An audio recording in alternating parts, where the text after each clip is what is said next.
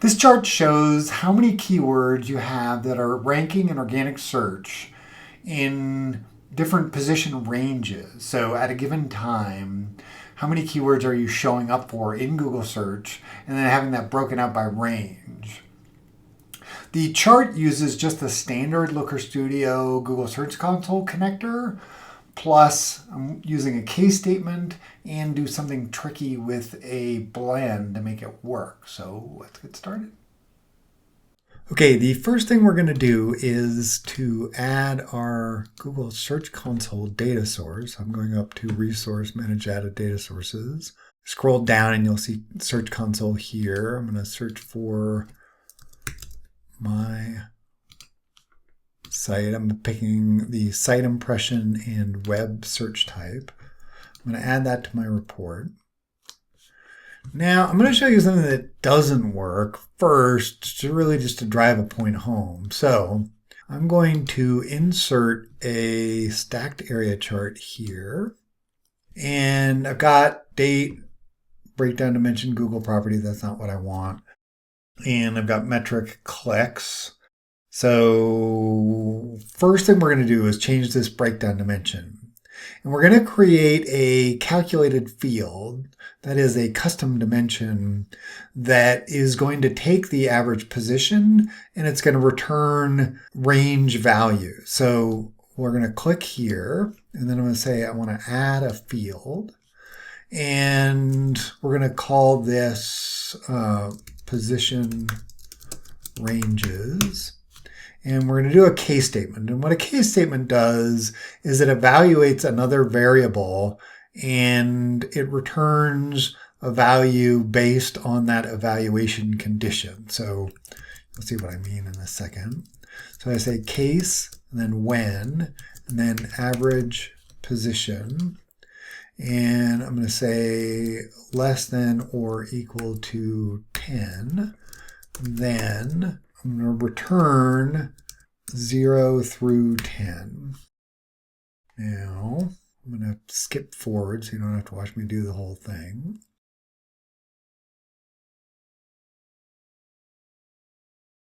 Okay, so a couple of things to point out about this case statement.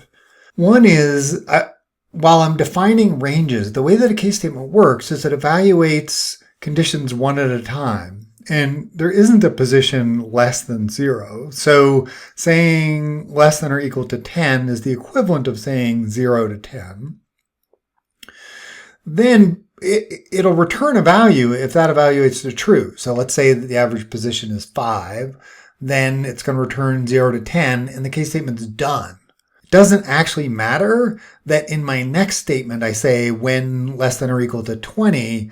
And the reason it doesn't matter is because if the value is 5, it's already returned 0 to 10. So if the value is greater than 10, then that first statement evaluates to false, it moves to the next statement. So if the value is, say, 15, then it's going to return 10 to 20 and so on. The other thing to point out is this else statement at the bottom. So since average positions range from 0 and above, I'm just saying anything above these ranges should return above 50. All right, so we're going to apply that. Does not like that. The reason for that is I'm taking a metric, average position, and I'm trying to return a value. The value is actually going to return as a metric. Even though it's a text value, it'll return a metric. So I'm going to take this and copy it and show you the sneaky trick. This is really weird, but okay. Now we're going to go to Manage Blends, and I'm going to add a blend. And I'm going to take my Search Console data source, and I don't want Google property, I want date and query as my dimensions. Now, here's the weird business. Now I'm going to add that same data source, and I've got query and date. And then for the metric, I'm going to add average position, because I'm going to need average position.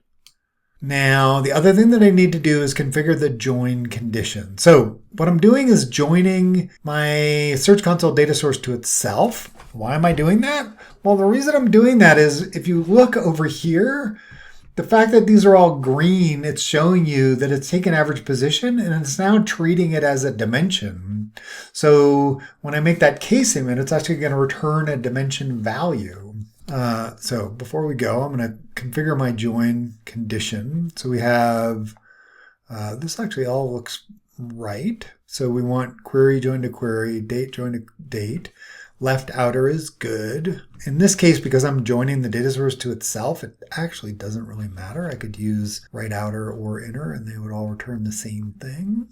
Save that. I'm going to name my data source GSC self blend. Save that.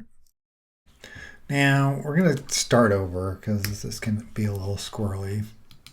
I mean, taking an existing chart and changing it, the data source, I found sometimes that can be weird. So I'm going to start with a new stacked area chart, drop this in here. I'm going to change this to my self blend. Now, I copied my case statement, so I'm going to edit this. I'm going to add a field. I'm going to say position group, paste in my field. I'm going to apply that. Okay, now it's starting to get exciting. All right, so the metric, we don't want average position as our metric. What we want, in fact, is a count of queries. Now I'm going to do a little bit of reformatting here. Drag this down. Okay, like I said, it's starting to get kind of exciting. So all right, so what are we looking at here? So we're seeing that it has, so it's ranking everything above 50 down here. So you can see the number of queries that this website has that are above 50, and so on. So 40 to 50, 30 to 40, 20 to 30, 10 to 20, 0 to 10. Okay, then what we're going to do is increase the date range just because I think this gets much more interesting if we increase our date range. I'm going to click down to advanced and I'm going to say, let's go 12 months. Okay, I sped up my video a little bit. That can take a while to do all of that calculation going back a full year. Now, there's one more thing that I want to do to this. And we're going to click in here. I'm going to take my date dimension and I'm going to make a drill down. So it goes year, month, and date. And I'm going to make the years not that useful, so I'm actually going to get rid of that. And then I'm going to change my default drill down level to year, month. Okay, I sped that up a little bit too because that also took a little bit of a while. So here's the overall picture. And so why do we care about this? What I love about this visualization is that the trend that you see in that above 50 is a good way of knowing sort of where your website is headed in terms of visibility in the search rankings, because it's fairly typical that you're not just going to jump into position 5 from nowhere for a query. That the way Google works is it just takes time. Like you tend to have some authority on certain topics and you're showing up for a wide variety of keywords. And some of those keywords you may be showing up in really high positions, but the ones that you're showing up in high positions are the ones that have potential to move up in position and get you more clicks and ultimately traffic to your website. So by looking at these trends, it's a really bad sign that the above 50 here is declining over time. And you'll see that reflected in the number of queries that you're showing up for in higher position. So like I said, it's a really good early warning sign. So that's it. I hope you found that helpful. If you did, please click the like button. I'll also pop a link in the description to a blog post that goes through these steps and in particular has that case statement code. Check out our website, 2octobers.com, for more videos and blog posts. And we also help organizations with reporting in Looker Studio, SEO reporting.